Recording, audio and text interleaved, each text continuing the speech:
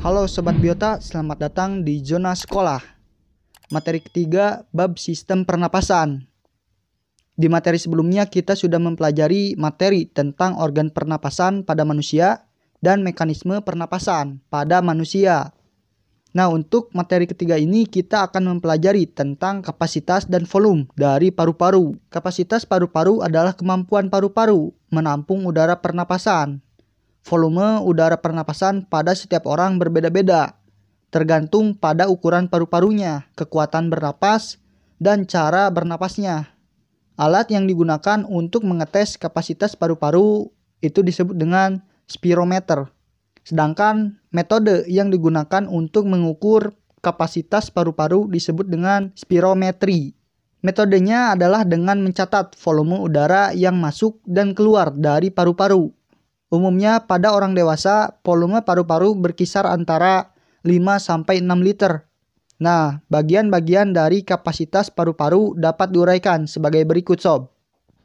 Yang pertama adalah volume tidal. Volume tidal ini adalah volume udara yang masuk dan keluar paru-paru pada pernapasan normal. Jadi untuk pernapasan normal itu menggunakan volume atau ruang pada paru-paru yang dinamakan tidal. Nah, jumlah volume udara yang masuk dan keluar pada volume tidal sebesar 500 ml. Terus ada juga volume cadangan inspirasi. Volume cadangan inspirasi ini adalah udara yang masih dapat dihirup setelah kita melakukan inspirasi secara normal. Jadi setelah kita melakukan penarikan napas secara normal, maka kita masih bisa menarik napas secara maksimum. Nah, menarik napas secara maksimum ini itu disebut dengan volume cadangan inspirasi ya. Volume cadangan inspirasi juga sering disebut udara komplementer. Umumnya pada laki-laki volume cadangan inspirasinya sebesar 3.300 ml dan pada wanita sebesar 1.900 ml. Selanjutnya volume cadangan ekspirasi. Nah, untuk ekspirasi juga ada volume cadangannya. Volume cadangan ekspirasi adalah udara yang masih dapat dikeluarkan setelah kita melakukan ekspirasi atau mengeluarkan nafas secara normal sampai kita mengeluarkan napas secara maksimal. Nah, volume cadangan ekspirasi ini sering juga disebut dengan suplementer. Volume cadangan ekspirasi ini pada laki-laki terdapat 1000 ml, sedangkan pada perempuan 700 ml. Selanjutnya, volume residu. Nah, volume residu ini adalah udara yang masih ada dan terdapat di dalam paru-paru setelah kita melakukan ekspirasi sekuat-kuatnya atau mengeluarkan napas secara maksimum. Nah, kapasitas volume dari residu ini pada laki-laki adalah 1.200 ml dan pada perempuan 1.100 ml. Selanjutnya, kapasitas inspirasi. Kapasitas inspirasi ini adalah banyaknya udara yang dapat kita hirup setelah kita melakukan ekspirasi. Biasanya hingga mengembang paru-paru secara maksimal, sekitar 3.500 ml. Jadi kapasitas inspirasi ini adalah total dari kita menghirup nafas ya. Maka dari itu kapasitas dari inspirasi ini sama dengan volume tidal atau volume saat kita bernapas secara normal ditambah dengan volume cadangan inspirasi, yaitu saat kita memaksimalkan menghirup napas. Paham ya? Selanjutnya, kapasitas residu fungsional.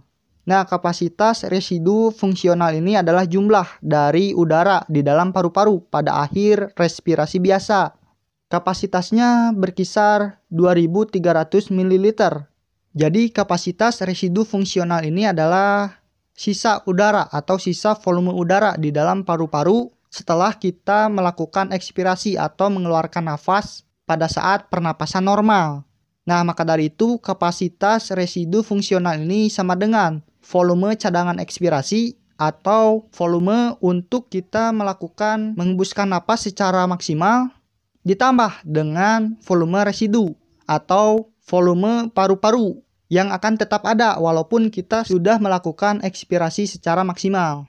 Selanjutnya kapasitas vital. Nah, kapasitas vital ini adalah volume udara maksimal yang dapat masuk atau keluar pada paru-paru selama sistem pernapasan pada manusia. Maka dari itu kapasitas vital sama dengan volume cadangan inspirasi ditambah dengan volume tidal ditambah lagi dengan volume cadangan ekspirasi. Maka volume kapasitas vital ini kira-kira kurang lebih 4.600 ml. Dan yang terakhir adalah kapasitas paru-paru total.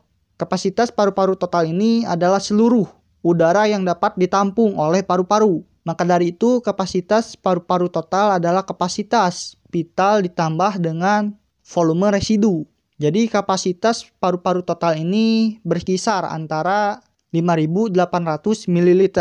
Mungkin untuk materi ini agak sulit ya jika kita mempelajarinya atau membacanya secara sekilas. Perlu diulang-ulang atau perlu membacanya atau mempelajarinya secara berulang-ulang supaya dimengerti. Sobat Biota bisa men-screenshot rangkuman ini dan juga spirogram ini supaya lebih dimengerti. Lanjut ya, selanjutnya frekuensi paru-paru. Frekuensi paru-paru ini merupakan kecepatan bernapas pada paru-paru. Frekuensi pernapasan pada setiap orang berbeda-beda. Ini dipengaruhi oleh beberapa faktor, antara lain. Tapi sebelum itu, for your information sob, channel ini memiliki bab konten di antaranya zona sekolah, zona binatang, zona akuatik, zona tumbuhan, zona biobisnis, zona peliharaan, zona biotraveling. Channel ini dalam tahap pengembangan, maka akan sangat berharga bagi kami jika Sobat Biota semua membantu channel ini untuk berkembang, minimal dengan cara mensubscribe channel ini. Jadi, please for subscribe now. Faktor yang mempengaruhi frekuensi pernapasan, yang pertama adalah jenis kelamin. Secara umum, laki-laki lebih banyak membutuhkan oksigen dibandingkan perempuan. Karena laki-laki memiliki aktivitas lebih tinggi dibandingkan perempuan, sehingga energinya pun lebih banyak dibutuhkan. Kedua adalah usia. Saat seseorang dalam masa pertumbuhan, maka lebih banyak memerlukan energi dan oksigen dibandingkan pada usia lanjut. Terus, suhu tubuh.